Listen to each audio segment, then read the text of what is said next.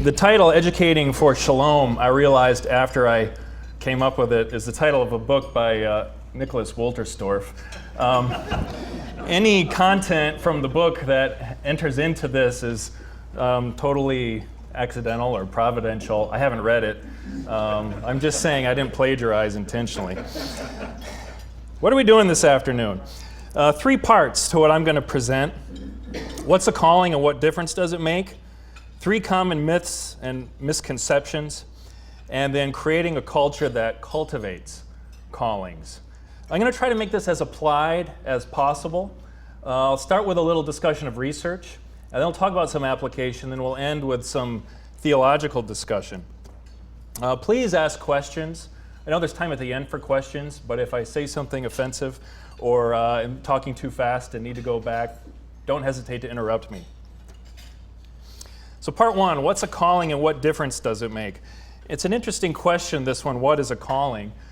Because, of course, we recognize a calling as a really old concept with religious roots, but it's made something of a resurgence in popular culture in recent years.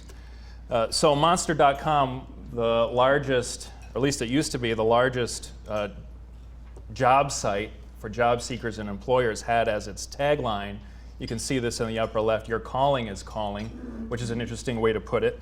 Oprah devoted a special issue of her magazine to the topic, and if you Google or look on YouTube and Google Oprah commencement address, you'll hear a lot about calling directed to Ivy Leaguers. The Dalai Lama, in his book, The Art of Happiness at Work, devotes space to connecting this concept of calling to the Buddhist concept of right livelihood. Martin Seligman, father of positive psychology, devotes a chapter in his best-selling book, Authentic Happiness. And then if you walk through any large bookstore and look in the careers section, you'll see titles like this, Your Calling is Calling, or Parker Palmer's Let Your Life Speak, Os Guinness's The Call. I usually recommend starting with this one, in part because there's a resource guide that one of your own, Ariana Malloy, communication studies professor here, helped put together and did a fantastic job. Now, if you read these things, you would notice that people mean different things when they talk about a calling and what it means to pursue a calling. And Amy Resniski, a management professor at Yale, likened the concept to a Rorschach. You know, the Rorschach, the inkblot test, it's an ambiguous stimulus that psychotherapy clients are asked to describe what they see, and what they observe is thought to convey something about the inner workings of their psyche.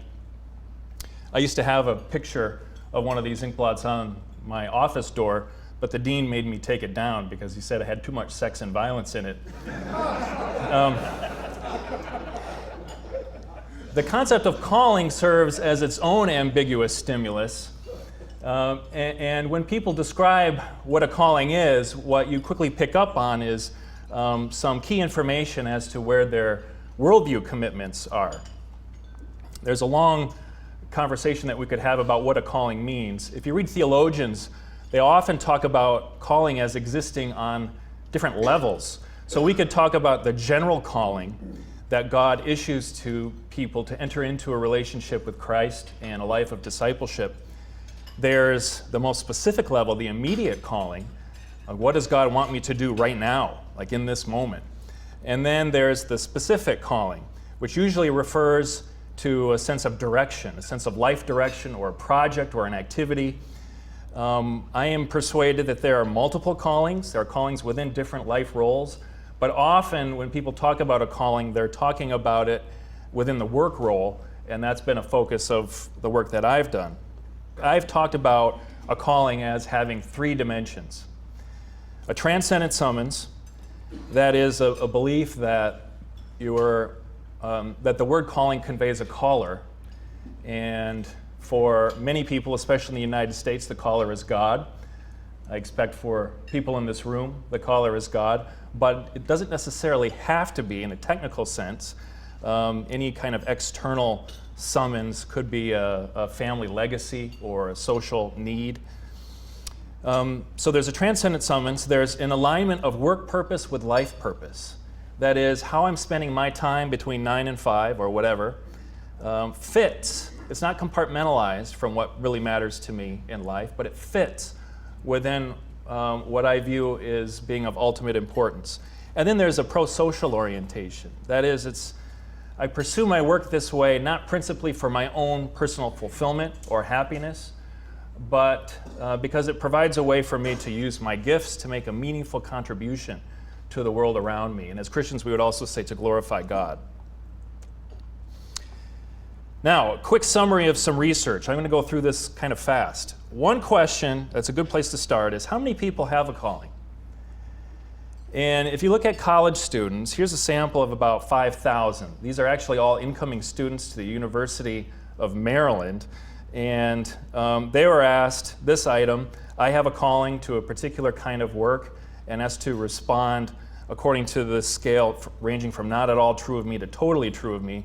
What you see here is that about half say that this statement is either mostly or totally true of them, and only about 8% say that this is not at all true of me. So it's something that seems very relevant to a wide range of people. When we've asked this question at Christian college campuses, anywhere between 70% and 95% have indicated that this statement is mostly or totally true of them. And the numbers with working adults across diverse samples, here's one large sample, are not really all that different. Almost a half of people say that this is mostly or totally true of them, and the proportion who say this is not at all true of me is really small, about 12%. So, okay, a lot of people think of their work as a calling. So what? What difference does it make? And as a research psychologist, we're really interested in that question. What difference does it make? In order to answer that question, we have to devise a way to measure the extent to which people view their work as a calling. And then we have to measure all kinds of other things and then look at how scores on that measure of perceiving a calling correlates with scores on these measures of other criterion variables. And what we find from that research is that people with a calling are more confident and comfortable with their career choices. They're happier at work. They're more committed to their careers and their organizations. They put in more effort at work than do people with other views of work. They feel that their lives as a whole are more meaningful. So this isn't only beneficial in a career development sense, but in terms of general well-being, and they're happier with life in general. There are probably some vulnerabilities in terms of burnout and workaholism and possible exploitation by unscrupulous employers. And there's really interesting work on that being done. I can talk about that at the end. But by and large, having a calling is associated with all kinds of positive things. Now, interestingly enough, the question came up once, is it possible to sense that you have a calling but not feel that you're currently living it out? Which is I think that's an interesting question. And so we developed a scale to measure the extent to which people are currently living their calling, and looked at that correlation between having a calling, perceiving a calling, and living a calling. And scores on those two scales correlate about 0.5. Now, if you're rusty on your statistics, a correlation coefficient ranges from -1 to +1, and the stronger the value is to either negative or +1, the more closely associated two variables are. And in the social sciences, even though we get made fun of for it, we tend to get excited whenever we see correlations of about 0.3 or higher. It tells us that there's something meaningful going on. Now, 0.5, which is the association between perceiving and living a calling, is strong. There's a lot of overlap. People who sense that they have a calling are likely to say that they're currently living one. But it's not so strong as to suggest that these are redundant constructs. And so actually it is possible to sense that you have a calling, but because of life circumstances, obstacles that get in your way, etc., you're not currently living it out. And in fact, if you look at simple correlations between these two measures with some pretty important criterion variables, you see a difference here. If you look at the numbers in the middle column, you see some moderate to strong relationships between the extent to which a person perceives they have a calling with things like work meaning, career commitment, job and life satisfaction, and meaning in life. But if you look at the right column, you see numbers that are much stronger. So the relationship between living a calling and those criterion variables is a lot stronger, which means it's not just about having a calling, it's about living it. And in fact, if, as a summary statement, if we could say that having a calling is related about 0.4 to well-being, in studies that have included a measure of living a calling, when those scores are taken into account, the relationship between having a calling and well-being evaporates. Meaning to say that a key reason that having a calling is linked to well-being is because people who have a calling are able to identify or create opportunities to live it out. And it's the living it out that really seems to matter in terms of well-being. All right, so let me give you your take-home points for the research portion of our program today. A calling is a transcendent summons from God toward purposeful work that glorifies Him and serves the greater good. That's my paraphrase. And we could quibble a little bit about the definition, but that's what I'm using right now. A sense of calling is linked to positive career development and also to general well-being. Discerning and living a calling are two different things, and benefits come not just from having it, but from living it. Okay, so all of that said, how do we then help students discern their callings and live them out? So now I'm going to talk about 3 common myths and misperceptions. And I'm talking to a group of undergraduates tomorrow, and I'm going to go into a lot of detail around these things. I'm just going to give you a snapshot. All right? So 3 common myths and misconceptions that seem to be prevalent among Christian college students in particular. So misconception number 1. To discern my calling, I should pray and wait for God's direction. Now, I would certainly never discourage prayer. And patience is a virtue, right? But the waiting part can be problematic if it's a passive kind of waiting. There are a lot of undergraduates that I encounter who are very desirous of a Moses in the desert kind of experience. Wouldn't it be great if a burning bush would tell me very clearly, unmistakably, what I should do? Then it would be easy to figure this stuff out. Now, if you read theologians on this, they will tell you that although God does on occasion use a direct communication approach to deliver a calling to someone, much more common is an approach in which his callings are communicated in a mediated way, right? Through things like our own self-awareness, through communicating with mentors, through paying attention to our gifts and so forth.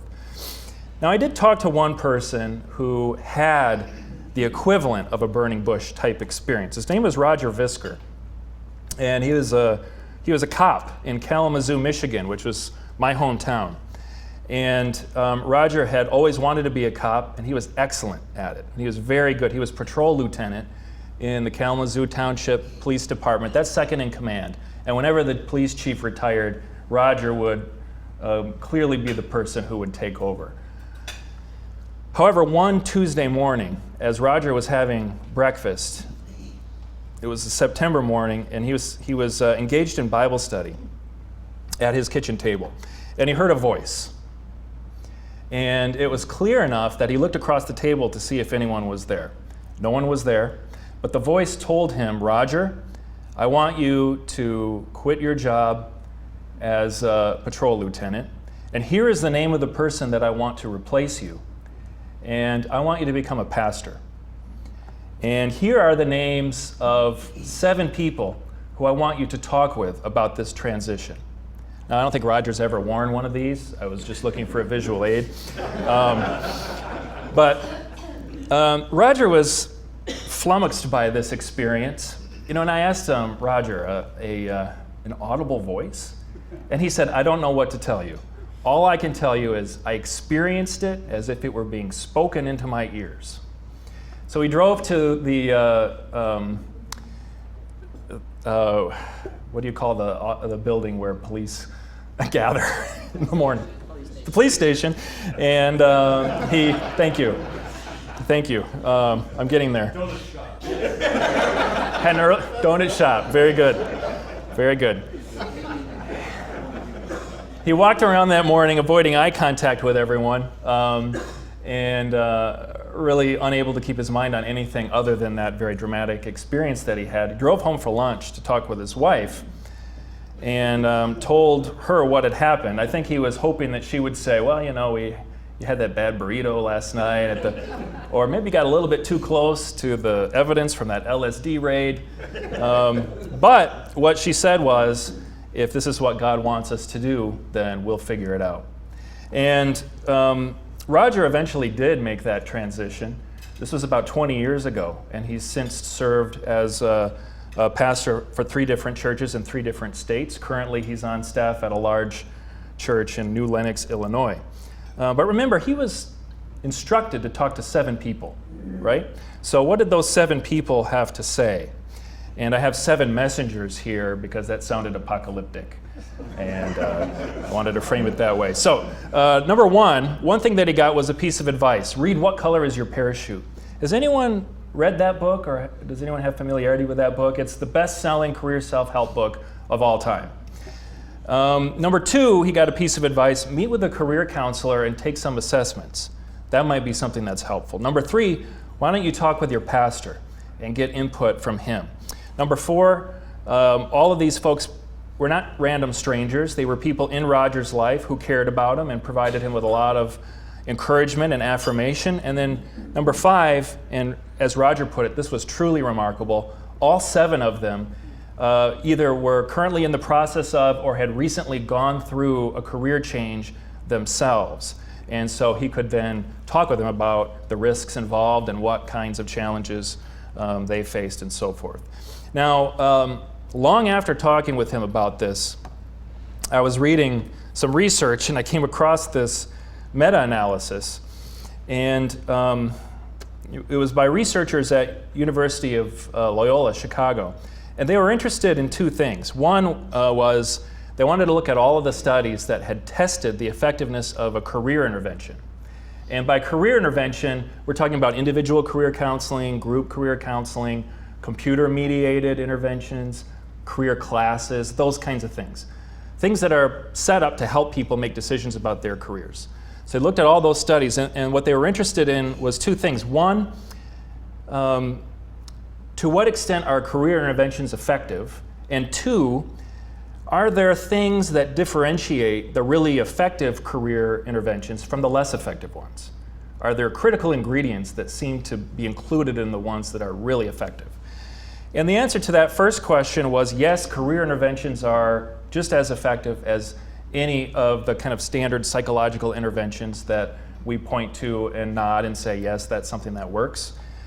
And the answer to the second question was, yes, indeed, there seemed to be 5 things that consistently showed up in the interventions that were particularly effective. And it was eerie to me how closely these 5 things corresponded to the messages that Roger received from these 7 messengers. So, for example, the first one, written goal-setting exercises. Effective career interventions tended to include these. And if you've seen What Color Is Your Parachute, it's full of written goal-setting exercises. Individualized interpretation and feedback is the second one, and that's precisely what you would get if you met with a career counselor and took some assessments. Accurate occupational information is what Roger would have gotten from conversations with his pastor. Building support from important others is what Roger experienced from the kind of encouragement that he got from these 7 folks. And then finally, modeling of successful career decision-making behaviors. That is, some really effective career interventions actually find people who have been successful at making career decisions and then sharing their experience. And so Roger, having exposure to these career changers, was able to pick up on some of that. So I don't know about you, but when I see this kind of convergence between empirical research on something and the kind of story that Roger was able to tell based on this really dramatic experience, then I pay attention. In fact, I get excited. And so when I tell students, absolutely pray about this decision, about what you should do with your life, what your calling is. But don't just pray and then wait, and if God doesn't speak to you audibly, just pray harder. Pray harder, sure, but pray and be active. Pray and be active. And by be active, I mean these kinds of things, these 5 critical ingredients. Those are things that are available to students at Biola through the various resources that you have here on this campus. So, the misconception, to discern my calling, I should pray and wait for God's direction. A reasonable response would be, don't pray and wait passively, rather pray and be active. Second misconception, if I'm serious about my faith, I should consider service and ministry before anything else. I don't know if you hear this from students as something that they wrestle with. Now, my grandparents were missionaries. My dad's a pastor. I would be the first to affirm the importance of these particular vocations. But it does seem evident that we're not all called to serve in these roles. And it's not just the people with the strongest faith who are called to serve in these roles. And so then what do you do? Well, Scripture says a lot about gifts. And as just one example of a few different passages in the New Testament, in 1 Corinthians we read, there are different kinds of gifts, but the same Spirit distributes them. Different kinds of service, but the same Lord. There are different kinds of working, but in all of them and in everyone, it is the same God at work. Now, to each one, the manifestation of the Spirit is given for the common good. So this is Paul. This is directed toward the church. And this, along with other passages that talk about the metaphor of the body, we're all different parts of one body. Each part is important, and they have to work together in order to serve the common good. That's directed to the church. But if you wanted to generalize that basic principle, people are different, and those differences matter, and we should celebrate our differences and then use them collaboratively for the well-being of the whole, you'd be in good company, because some of the Protestant reformers took this approach, like Luther, for example, who said any area of work can have sacred significance if it's approached to the glory of God and to the well-being of other people. This picture is so much better of Luther than this one with the hat. Normal person, guy with a hat. Calvin then took that idea and ran with it, elaborated it, but then the Puritans really wrote very rich treatises in the 17th century on the role of work in human life, which is really profound. Now, there are things about the Puritans that weren't so great, involving witches, but if you're looking for something interesting and really, really impactful to read about the role of work in human life, read some Richard Baxter or William Perkins, the two guys that you see here. And just so you don't think this is an exclusively Protestant phenomenon, Pope John Paul wrote an encyclic a few decades ago on the role of work in human life called Laborum Exercens that draws many of these same conclusions. Now, we could also spend a little bit of time talking about Frank Parsons. I'm guessing not many people have heard about this guy, which is understandable. He's kind of an obscure figure in history. He's known as the father of vocational guidance, which is just tremendously ironic if you know anything about his personal career history. And I'd be happy to share that with you if we had more time, maybe at the end. But nevertheless, he died young in 1908, and some of his friends gathered some things that he had written, and included in there was this: Frank Parsons' Person-Environment Fit Model. Parsons wrote, in the wise choice of a vocation, there are three broad factors. Number one, a clear understanding of yourself and all of these different aspects of the self. Number two, a knowledge of all kinds of different aspects of opportunities in the world of work. Know yourself, know the opportunities that are out there, and then number three, true reasoning on the relation of these two groups of facts. And this basic person-environment fit model still is foundational to the work that career counselors do to help their clients make decisions about their work. These are not just important ideas. They've been tested, and research demonstrates that person-environment fit does, in fact, predict all kinds of important things. So what you see here are, again, correlations, but these are drawn from a study by Amy Christoph Brown and colleagues at University of Iowa of hundreds of studies in the literature. They gathered all of those and then came up with kind of a quantitative summary. And what they found was that on all different levels, person-environment fit predicts outcomes. Person-job fit predicts job satisfaction, that's the PJ. Person-organization fit predicts how committed people are to their organization. Person-team fit works on the team level predicts how satisfied people are with their coworkers. And even on the dyad level, person-supervisor fit predicts how satisfied people are with their supervisor. All of that is to say this idea of fit really is important. It's a very useful way to leverage the idea of gifts that we have. And we talk a lot about spiritual gifts. I think about that in a much broader way to include things like interests and personality and abilities and so forth. But if a person understands those things and then looks for opportunities where those gifts are needed and can be useful, then that ends up being, I think, an important way of discerning a calling. So, if I'm serious about my faith, I should consider service and ministry before anything else. To me, a reasonable response to that would be, understand your gifts first. What needs are you best equipped to address? Maybe that is ministry and missions and service careers, but maybe it's something else. And if it's something else, that's not a weakness in faith somehow, right? That may be where God is calling you to serve. Then the third misconception, I might make the wrong choice and miss my calling. This is kind of an extension of the concept of the soulmate that people apply to relationships. There's one person out there in the universe who God has meant for me to be with, probably another student at Biola. And if I am not able to identify this person, then I'm doomed to a life of loneliness and misery. The same thing extends to discerning a calling in a person's career path. And you see an example of that in this headline from The Onion, the famous satirical newspaper. 97-year-old dies unaware of being violin prodigy. And the writing is really small, but it's a great obituary. It includes things like this.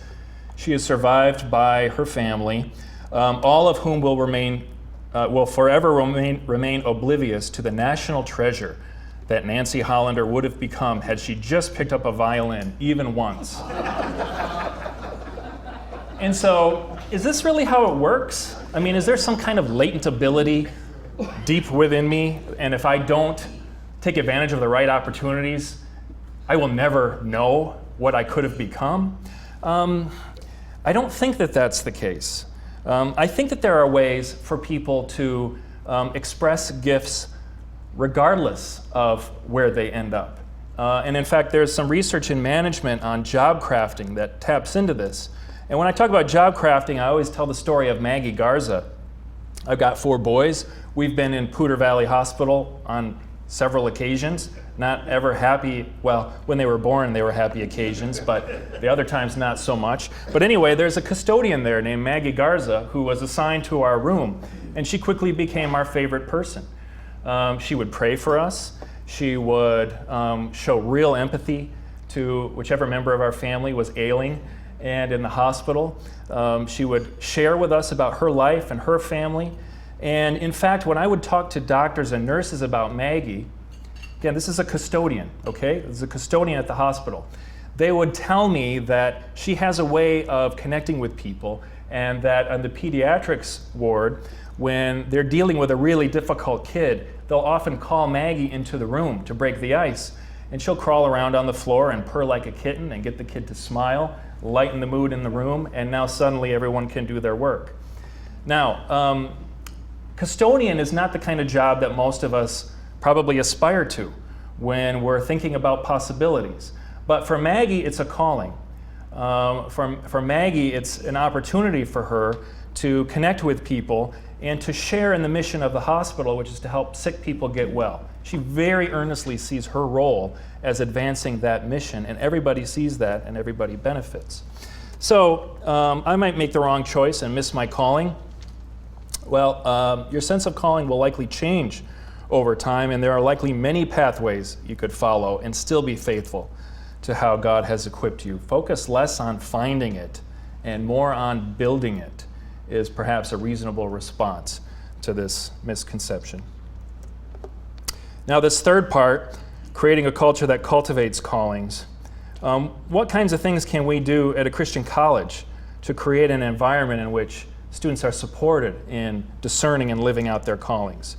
Now, here's a list, and my guess is that most of you are doing most of these things naturally.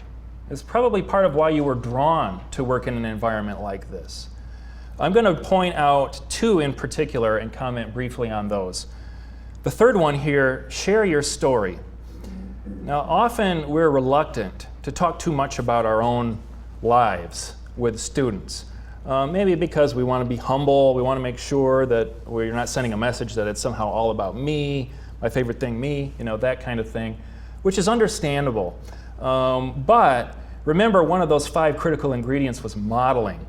And your students look up to you, they identify with you, even if they're not thinking about following in your footsteps and going to graduate school for 10 years and getting a job teaching at a university. They still they appreciate understanding how you went through that process. I actually, with a colleague, conducted a study once where we looked at a career development workshop. And we did an experiment where half of the participants were exposed to a workshop in which the workshop facilitator self-disclosed. She used herself as an example to illustrate some of the principles and how that applied to her own life. And then in the other condition, the facilitator just used a hypothetical example of what this might look like. And what we found was that people who were exposed to the self-disclosure experienced better outcomes in terms of how confident they were in their ability to successfully navigate the career decision-making process. I think that illustrates the power of modeling, and that includes you telling your own story with students. Don't be reluctant or hesitant to do that. I think it's really important to do that. And then this 6th thing, and you'll very quickly see some of my theological commitments here, implore your students to think redemptively. Now, what do I mean by thinking redemptively? There are, of course, many theologies of work. There's a very rich literature on theology of work. I'm not going to go through each of these individually. Although if you read in this area, you'll read about all of them, and they're very enriching and powerful, and I think provide a lot of meaning and dignity to the work that we do. I'll just share with you an approach that's been really helpful to me, and that is to think about how each of us fits into God's grand story, right? The grand narrative of Scripture we can talk about as occurring in 4 acts. Creation, and as it applies to work, early in Genesis, it should be noted before the fall, there is this mandate to people. God blessed them and said, "Be fruitful and increase in number, fill the earth and subdue it, rule over the fish in the sea and the birds of the sky and over every living creature that moves on the ground." And so early on, Adam and Eve are called to be managers of God's creation, caretakers of it. But then when sin entered the world, it affected all of creation, which became kind of distorted. It became different than the way it was supposed to be, Shalom. Yet Christ's death and resurrection did more than just provide people with a way to connect back with the Savior. It had this sort of cosmic impact, right? As an example of teachings related to this, from Colossians, it says, "For God was pleased to have all his fullness dwell in him, and through him to reconcile to himself all things," not just human relationships, but all things, whether things on earth or things in heaven, by making peace through his blood shed on the cross. And then, of course, there's some eschatological significance here too. There's a sense that we're headed toward this, this sort of final fulfillment in all its totality that we only get a taste of now, but that we can anticipate with hope. Where do we fit into this? In 2 Corinthians, it says, "All of this is from God, who reconciled to himself through Christ and gave us the ministry of reconciliation." Now, at risk of proof texting, in Colossians we read here that God reconciled all things to himself through Christ. And then in 2 Corinthians we read that now we are entrusted with the ministry of reconciliation. And Al Walters, in his brilliant book, Creation Regained, summarizes things this way: if Christ is the reconciler of all things, and if we have been entrusted with the ministry of reconciliation on his behalf, then we have a redemptive task wherever our vocation places us in his world. And that's what I mean by think redemptively. What does that look like exactly? If you're a mechanical engineer, or if you're a hospital custodian, or if you teach in the history department, or wherever your career path takes you, what does it mean to enact this ministry of reconciliation on Christ's behalf? Excuse me. And so I'll end this way. There is a kind of a famous anecdote about 3 workers who were breaking up rocks, and they were asked to describe what it was that they were doing. And the first one replied, "I'm making little ones out of big ones." And the second one replied, "I'm making a living." And the third one replied, "I'm building a cathedral." And that, I think, is really the question that that we have to confront and that we have to help our students confront, which is, how are you using your gifts to glorify God and to advance His kingdom? And when you're doing that, what cathedral is it that you're building? So what would you recommend for the student who is convinced that a certain path is their calling, a certain career is their calling, but they are not demonstrating the skills necessary to achieve that calling? Yeah. This is like the pre-med student who then takes organic chemistry, right? And now suddenly life is incredible. You know, it's, I always admire that kind of commitment. In the face of all odds, I'm going to persist. But, the counseling application here is to say, okay, well, what is it about whatever it is that the student has her sights on or his sights on? What is it about that you feel drawn to? And there may be aspects of it, themes related to that they can pursue and satisfy through other pathways. And, what I didn't start with today is asking you what you all saw as your callings. But when I do this with groups of Christian faculty, often they'll not say, well, I'm called to teach physics, or I'm called to do research on protein folding, or whatever it is. They'll say, I'm called to shape minds. I'm called to ask big questions and encourage people to grapple with them. These sort of higher level things. And if that student can identify what that theme is, that higher level thing, then it frees them up from feeling trapped within this one pathway to pursue it, right? And hopefully it would be a freeing experience to say, look, we don't have to go out and hire all kinds of tutors, so you don't have to drink Red Bull incessantly so you can stay up all night cramming for these things just in order to skid by. There are other things that may be more accessible to you, less frustrating and difficult for you, but that would still allow you to do the things that really resonate with your spirit. So now that's easy to say, and it's harder to always put into practice, but that's probably how I'd approach it. Yeah? Yes, my question regards creating a culture that cultivates callings. In the area of mission, we would love to see more and more people involved, students witnessing Muslims, for example, 1.6 billion of Muslims in the world. But there's some barriers, like Islamophobia, terrorism. How do we address these real issues to help them discern the need? Okay, so I want to make sure I understand your question. So there is a need to draw the attention to the fact that there is work. Workers are needed, missionaries are needed among Muslims, among Buddhists, among Hindus. But there are barriers, like fear, terrorism. So how do we address those issues so that we cultivate a climate that is favorable to callings? Okay, great. I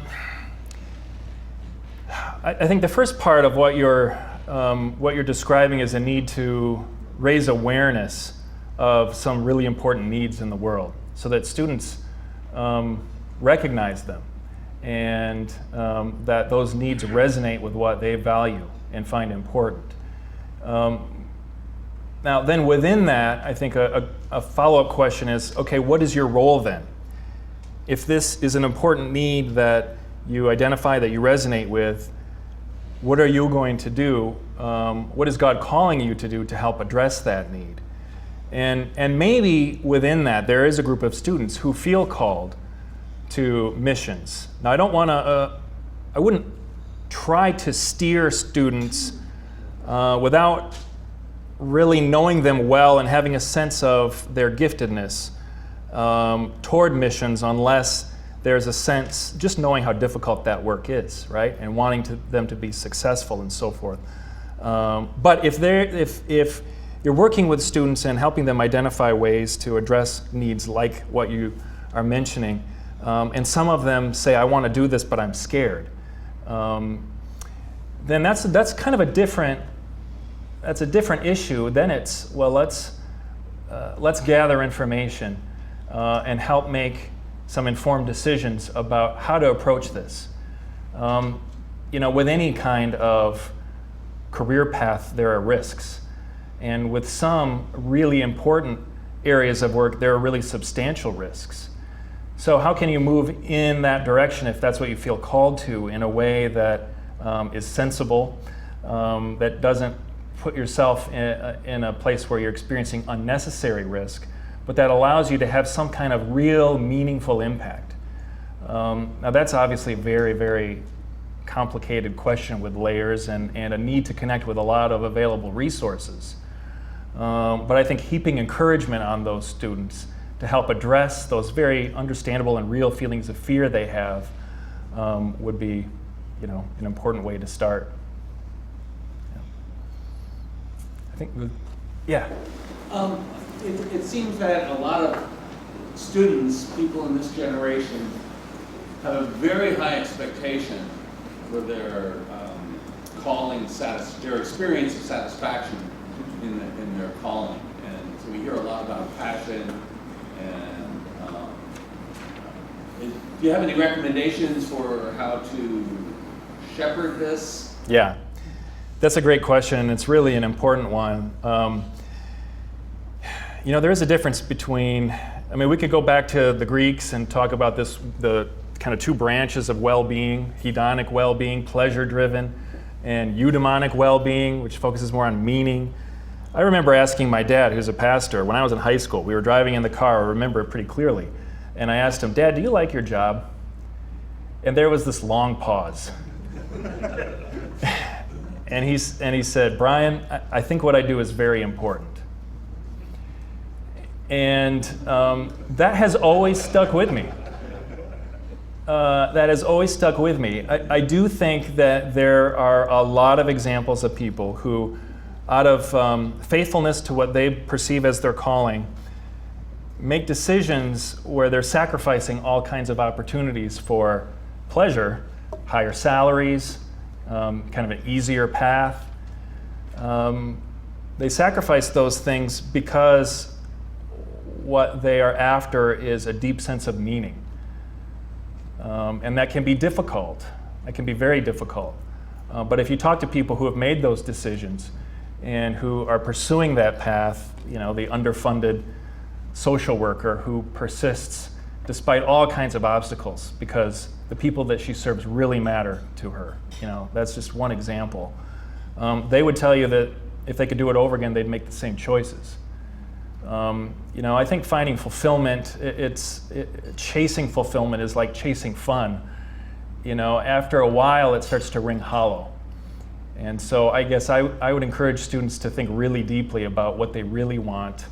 And there are various ways to do that. There's always the deathbed conversation. What do you want to look back on in life, and what kinds of things are you going to feel good about? Probably the people you love, the people who love you, and the work that you've been able to do for the Lord, right? So, yeah, Rick. One of the things that you mentioned in terms of identifying calling is this transcendent summons. I spend a lot of time joking with students about this. In the modern age, so much the Oprah version of calling is be true to yourself, find yourself. And it's bad enough when you talk to yourself. Calling yourself just seems really off the deep end. So where do you find, apart from a God, and indeed a personal God at some level who would call, I mean, it's hard for me to conceive of that even with a Buddhist Yeah. impersonal God kind of notions. It's hard to get a notion of vocare, so to speak. It doesn't work.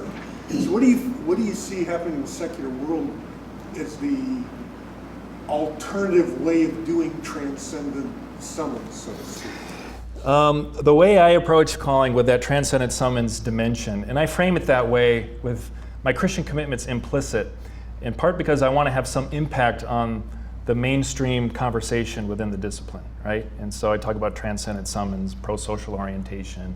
It's building on my interpretation of a Christian approach without naming God.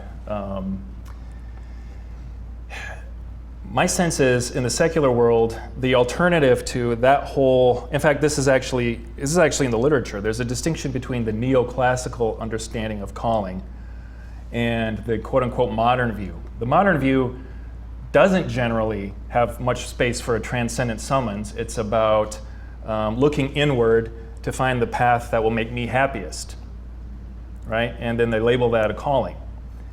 Well, that's not really what a calling means. It's not really how the word's been used historically. But where you do see some kind of non-Christian resonance to that transcendent summons, it takes the form of destiny. This is what I was meant to do. Or the universe is telling me that this is what I should do. So there is some of that. There's a little bit of just my heart breaking for the needs of society and making decisions on that basis. Every time there's a major disaster, you saw it with Hurricane Katrina, for example. I need to come up with a more recent example. That was 2004, I think. But a lot of people, I mean, there are many cases of people who, at great expense to them, kind of put their lives on hold and then moved in to help in whatever role they could.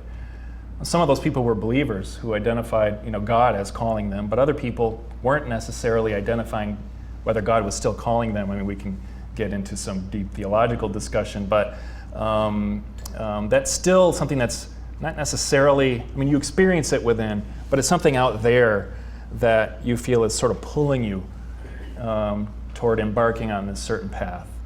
So I don't think that's a very huge proportion of the population, but there are some anecdotes like that. And does it work to have an external non-transcendent source? For example, the community. I think one of the things that we've done is make calling so privatized, individualized. Yeah.